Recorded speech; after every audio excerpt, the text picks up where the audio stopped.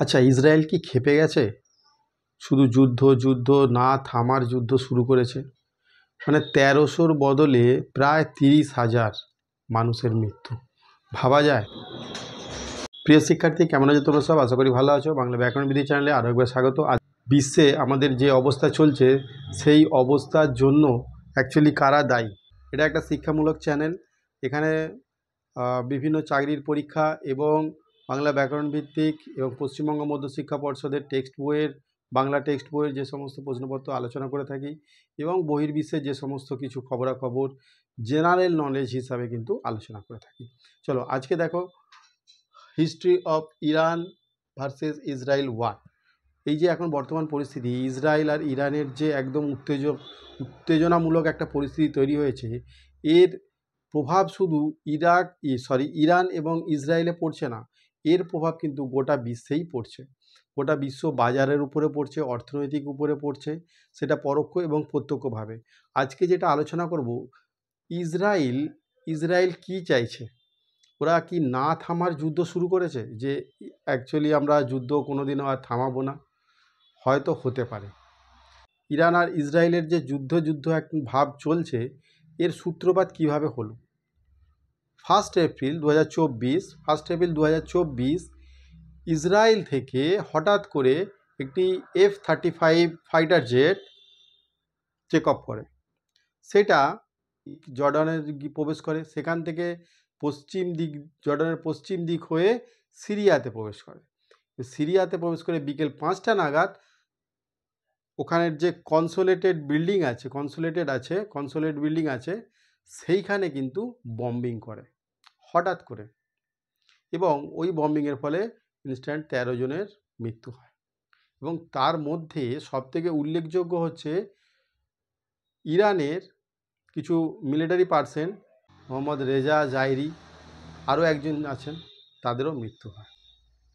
আমরা জানি এই যে কনসুলেটেড মানে হচ্ছে যে অ্যাম্বাসিগুলো থাকে বিভিন্ন দেশেতে, সেই অ্যাম্বাসির মধ্যে যে ডিপ্লোম্যাট থাকে, রাষ্ট্রদূত যাদেরকে বলা হয়, সেই তারই একটা ভার্সান হচ্ছে কনসুলেট। অ্যাম্বাসিতে যে কাজগুলো করা হয় গুরুত্বপূর্ণ, ওখানে কিন্তু খুব কম গুরুত্বপূর্ণ কাজ করা হয়। তো যাই হোক, সেটা একটা অ্যাম্বাসি ধরা যেতে পারে।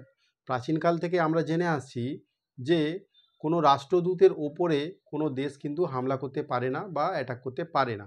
সেটা কিন্তু সেই দেশেরকেই সরাসরি অ্যাটাক করা বলে মানা হয়।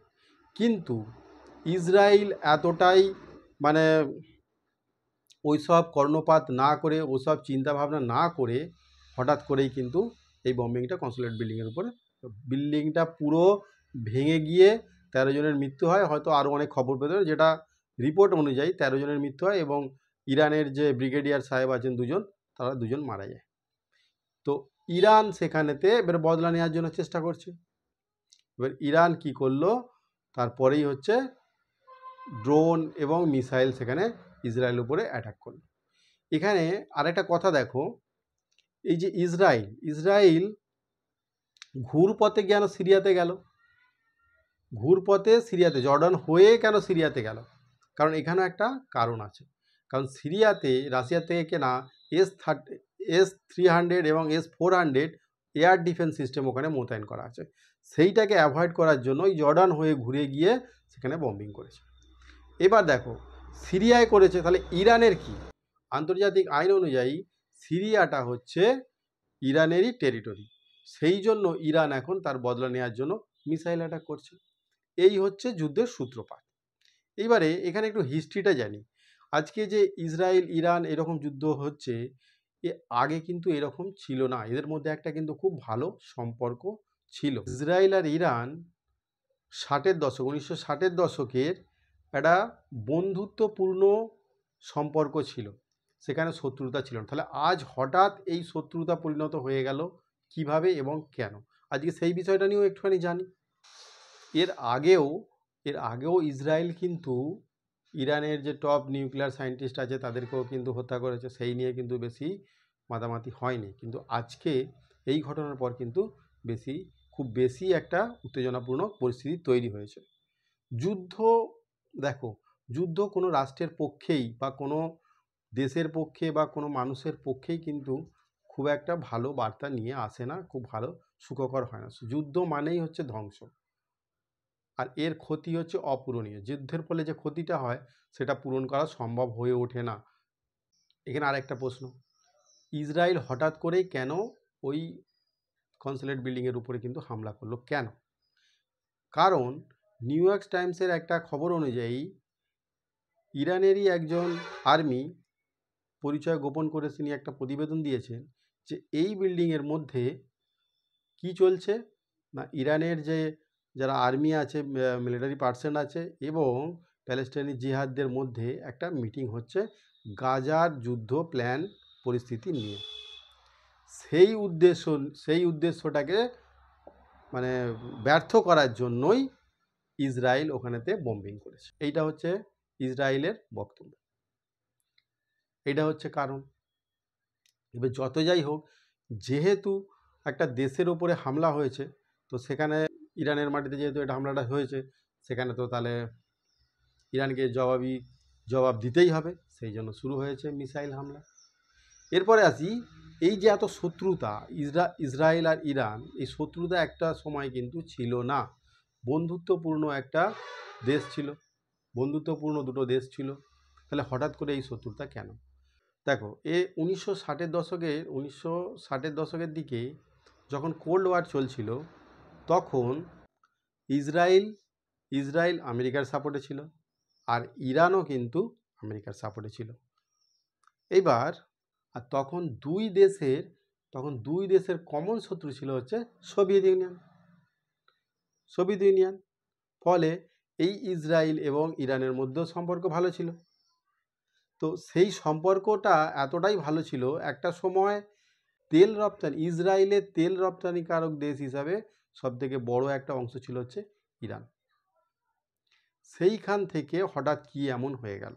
ওই সময় কূটনৈতিক, রাজনৈতিক, অর্থনৈতিক সমস্ত সম্পর্কই কিন্তু খুব ভালো ছিল। এটা হচ্ছে কারণটা জানলাম, আর এটা হচ্ছে দুই দেশের মধ্যে সম্পর্কটা জানছি। 1979 সালে ইরানে ইসলামিক রেভলিউশন হয়।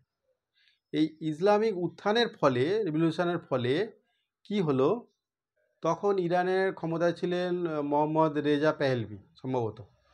তো তার ক্ষমতা হারালেন এবং ক্ষমতা চলে গেল হচ্ছে আয়াতুল্লাহর কাছে। তখন থেকেই ধীরে ধীরে ইসরায়েলের সাথে সম্পর্ক নষ্ট হতে শুরু হয়।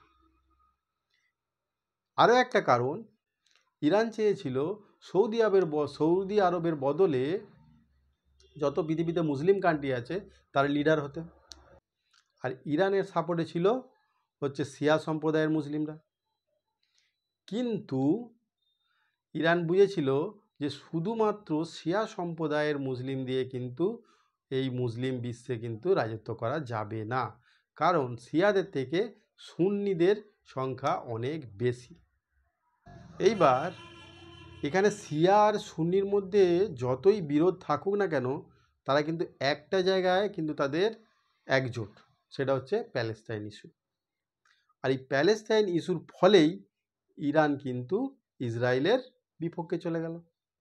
সেই থেকেই হচ্ছে ইসরায়েলের সাথে আরও সম্পর্ক খারাপ হয়ে গেল, একদম তলানিতে এসে গেল। আরও একটা যেটা মেন কারণ, সেটা হচ্ছে আমেরিকা আর ব্রিটেন তাদের তেলের চাহিদা মেটানোর জন্য ইরানেতে কি করলো, তা একটা রাজনৈতিক অস্থিরতা তৈরি করলো। আর যত ম্যাক্সিমাম তেল ইরান থেকে কিন্তু ওরা নিয়ে চলে আসতো। এর ফলে ওখানের যারা লিডার আছে তাদের মধ্যে একটা বিক্ষোভ শুরু হয়। এর ফলেই ওখানে হচ্ছে এই আমেরিকার জন্যই হচ্ছে ওখানেতে ইসলামিক রেভলিউশন হয়। আর যেহেতু আমেরিকা হচ্ছে ইসরায়েলের সাপোর্টার বা ইসরায়েল আমেরিকার সাপোর্টার, সেহেতু ইরানের সাথে ইসরায়েলের আরোই সম্পর্ক একদম তলানিতে চলে গেল। তো এই হচ্ছে মূল হিস্ট্রি, একটা বন্ধুত্বপূর্ণ সম্পর্ক থেকে কিভাবে একটা শত্রুতায় পরিণত হয় তুলে ধরার চেষ্টা করলাম। যদি কোথাও ভুলভ্রান্তি থাকে আমাকে কমেন্টে জানিও। তবে যে বেঞ্জামিন নেতানিয়াহু ইসরায়েলের যে প্রধানমন্ত্রী, উনি অ্যাকচুয়ালি চাইছিলেন যে একটা যুদ্ধ করতে, একটা দীর্ঘমেয়াদী যুদ্ধ করতে। কারণ এমনিতেই ওই দেশেতে প্রধানমন্ত্রী নেতানিয়াহুর যে নেতানিয়াহুর যে পাবলিসিটি সেটা ধীরে ধীরে কমতে থাকে। এর ফলে একটা যুদ্ধ চাইছিলেন, আর এটা হাতের কাছে একটা পেয়েও গেলেন। ওরা কি করেছিল, ইসরায়েলের 1300, সব মিলিয়ে 1300 নাগরিক এরকম মারা গিয়েছিল। তার বদলা নিতে ইসরায়েল 30,000 নাগরিককে ধ্বংস করে দিয়েছে, মেরে দিয়েছে। এইটা একদমই কাম্য না। তোমরা তোমাদের মতামত জানাও, কারণ এই যুদ্ধের জিগির তুলেই, এই যুদ্ধটাকে টিকিয়ে রেখেই এই নেতানিয়াহু আবার একবার ক্ষমতায় আসার চেষ্টা করছেন। এবং যতদিন যুদ্ধ চলবে সাধারণ মানুষের যে মোটিভ সেটা ওই দিকেই ঘোরানো থাকবে। আর যদি যুদ্ধ শেষ হয়ে যায় তাহলে কিন্তু চাকরি দাও, অন্ন দাও, বস্ত্র দাও, খাদ্য দাও, হ্যান দাও, ত্যান দাও, এই সবগুলো দেশের ভেতরেতে শুরু হয়ে যাবে। অতএব যুদ্ধটাকে চালিয়ে যাও, এটা তিনি করে যাচ্ছেন। তো এই হচ্ছে আসল চেহারা। এবং ইরান আর ইসরায়েলের যে সম্পর্কের অবনতি যে হয়েছে তার মধ্যে ইরানও সামিল আছে আর ইসরায়েলও সামিল আছে। আমরা চাই বিশ্বে শান্তি ফিরে আসুক এবং আবার সেই আগের মতো সম্পর্কটা বজায় থাকুক। হ্যাঁ, এবং সব দেশের অর্থনীতি, এবং কোভিডের পর বিভিন্ন দেশের যে অর্থনীতি তলানিতে ঠেকে গিয়েছিল সেইটা থেকেই অনেক দেশ এখনও কাটিয়ে উঠতে পারেনি। তারপরে আবার এই বড় বড় আমরা যুদ্ধ দেখছি। এখনও একটা যুদ্ধ চলছে রাশিয়া ইউক্রেন, তার প্রভাব কাটতে না কাটতেই আবার ইসরায়েল ইরান। তো এইভাবে যুদ্ধ করে করে আর মানব জীবন কতটা, আর কতদিন? আমার মনে হয় এইগুলো বন্ধ হওয়া উচিত। মানব কল্যাণের জন্য এগুলো বন্ধ হওয়া উচিত। তোমরা তোমাদের মতামত জানিও। Thank you. ভিডিওটা যদি ভালো লাগে তাহলে লাইক করে দিও, আর যদি কোনো মন্তব্য থাকে কিন্তু তোমরা কমেন্টসে জানিও। Thank you very much. ভালো থেকো সবাই।